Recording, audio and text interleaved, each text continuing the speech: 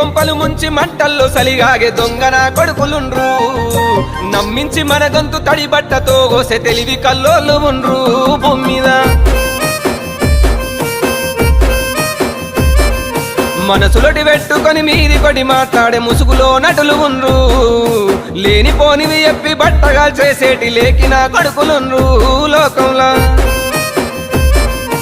అబ్బబ్బ నువ్వెంత గొప్పని వంటారు అబ్బబ్బ నువ్వెంత మంచోని వంటారు అరసకనులోన మాట చేస్తారు మంది కొంపలు ముంచి మంటల్లో సలిగాగే దొంగన కొడుకులుండ్రు